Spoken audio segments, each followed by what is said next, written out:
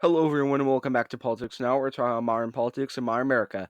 And today, we're going to be discussing how the Trump versus Biden race in 2024 and that fight for the White House is going to be extremely close. And right now, it's looking like Trump has the advantage in the polls for the first time in, what, 6 years at this rate? So, yeah, let's get into that.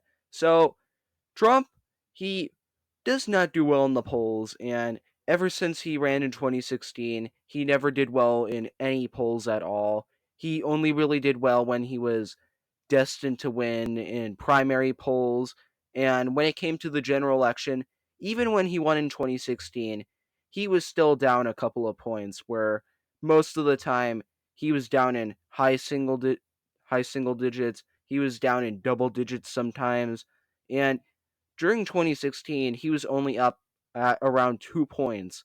He got at one point where it was kind of close, but not really. And most of the time, Hillary Clinton was up.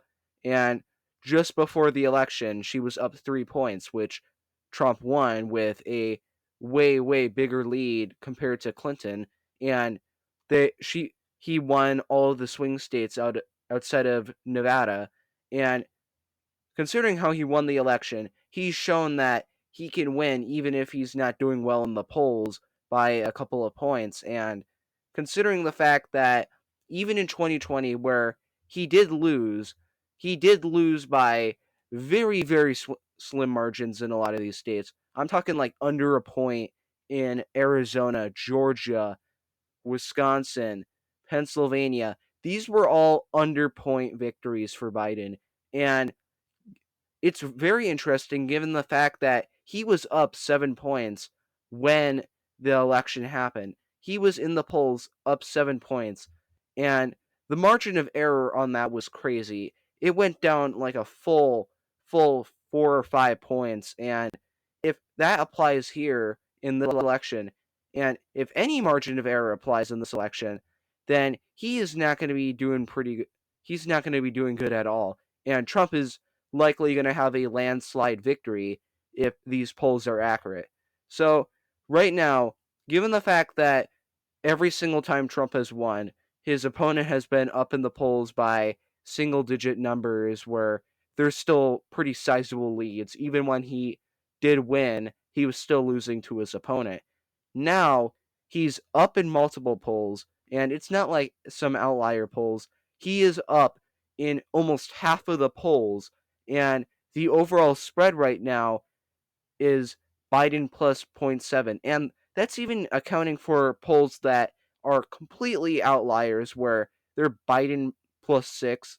If you took that out, the spread would actually be Trump plus 1 or Trump plus 2, which, if that is the real spread, and the fact that he doesn't do well in the polls, even if the margin of error went for Biden, that still isn't a good enough lead to actually win the election, because it doesn't really matter if you're a Democrat and you win the polls in the general election and win the popular vote, because it's the electoral college that counts. And considering that it's Biden we're talking about and he's not doing well in the general election polls, that only begs to question, how is he doing in the statewide polls?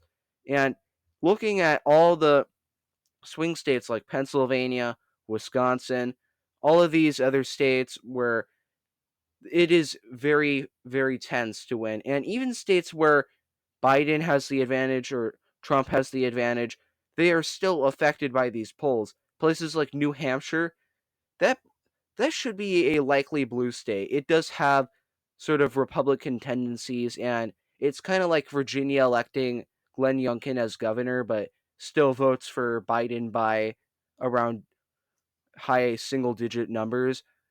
It does have that, but now Biden is only up 7 in a lot of the polls, and in some polls, he's only up 5, where if you take in the margin of error and give the margin of error like 2020 or 2016, that means that New Hampshire will be a tough time to win. And if New Hampshire is a tough time to win, then what about all these swing states which Biden barely won in 2020? What happens to those? Because Trump only needs to win that. He doesn't need to win New Hampshire to win the election, and he doesn't need to win all these other landslide victory, slim margin victories, where it's places like New Hampshire, Maine at large, Virginia, maybe New Mexico, probably not, Minnesota. He likely isn't going to win those, but if he can get those very, very close, then he pretty much wins all the swing states, because if you make the likely blue states very, very close, then you pretty much won all the swing states by relatively decent margins. I'm talking Michigan 2016 numbers where you're winning by a point or two when you were expected to lose the state by almost 3 points or even 4.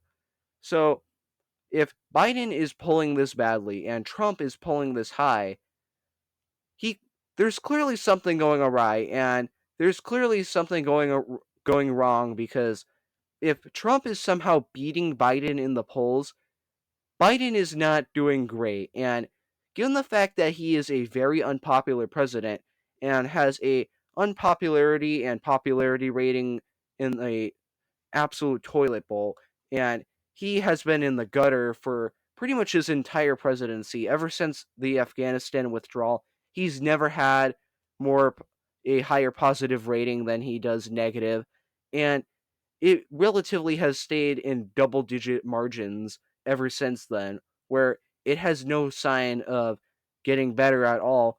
And a ton of people, they generally reflect on the Trump presidency and they like his policies, and they compare it to the Biden presidency, and what do they get? Inflation, foreign policy disasters, and just a general climate of extremism and divisiveness. That's what they get. And if they're going to compare it, a lot of people and a lot of independent voters, which Biden needs to appeal to actually win, they're going to Trump. They are going to Trump in massive waves. And even groups that Democrats usually have a relatively easy time at winning, where these are the black voters, they usually tilt Democrat. Hispanics, they usually tilt Democrat because, you know, it's the Democrat Party appeals to more minority groups where they can get their vote in the majority margins, but Trump, he's doing it better in a lot of those, and Biden is doing infinitely worse, which, if you're trying to win states like Arizona or Texas or even New Mexico, and the Hispanic voters don't like you, you're going to have a pretty tough time at making sure that Biden actually wins those states. And Trump is only going to gain more and more of a foothold there. And if black voters, especially, if they don't show up to vote for you or they vote for your opponent, that means that you pretty much just lost Georgia. If the black vote does not go for Biden, he's lost Georgia, because that's pretty much the only way that he actually can win Georgia, is that black vote. And that's the reason why he won Georgia in 2020. Him not getting the black vote means that he lost Georgia, and he's losing by even greater margins in a lot of these more black majority areas. So if all of these groups that Democrats used to have a pretty easy time at winning, if they're flipping towards the other side, then really, who is going to vote for you? And a lot of Democrats are not going to vote for you, because a lot of Democrats don't want to vote for Biden. They would rather have somebody else, and a lot of them aren't going to show up during polling day because they'd rather vote for somebody else. Or they might vote for the third parties because all of the third parties, the libertarians aren't putting up enough fight to really interfere with the Republicans. And the major third parties this time around, kind of like 2016, they are left-leaning parties that are putting up a pretty good fight to win the presidency. Where you have the Green Party, they're putting up a pretty popular candidate for a lot of people, and he scores relatively good for being a third-party candidate. And then you have the No Labels, they're also a left-leaning third party, which, given the fact that they are running a very effective campaign, is going to completely screw Biden over in places like Michigan, Georgia, Arizona, Nevada, Wisconsin, he's going to get screwed over by a lot of these third parties, and especially in Michigan. Michigan overall, it leans towards the Democrats because it's just got some wonky demographics and some wonky political borders where it it's probably one of the most Democrat leaning swing states, but Biden, he should be leading there. No, he's not leading there.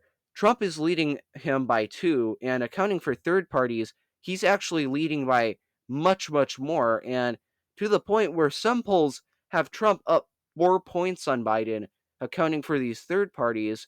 So if Biden is losing in the most Democrat friendly swing state by 4 points with all these third party candidates who are left leaning, then how is Biden going to actually win the presidency if he can't get a lot of these swing states? And by the look at the polls, the popular vote is even under threat, which, if Trump wins the popular vote, it's going to be infinitely harder, and it is going to be a pain in the ass to win the general election, because if Democrats lose the popular vote, that would be a major blow to Democrats, because Republicans, they can win the election without winning the popular vote. Winning the popular vote is not a main concern to them, and especially Trump, that is not a main concern to him. But if he does win the popular vote, Democrats, they pretty much burned every single chance that they have at winning the election.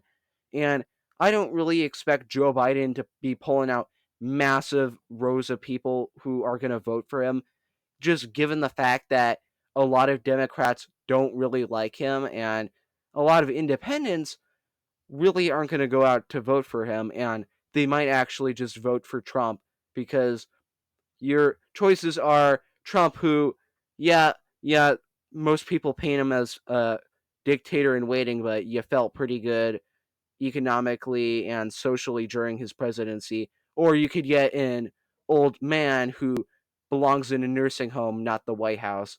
So, yeah, if you were an independent, which one would you pick?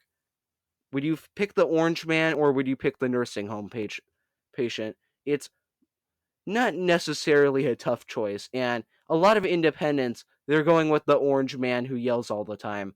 So, if Trump wins over independents, if Trump is winning over blacks and Hispanics and the popular vote, Biden has nothing going for him.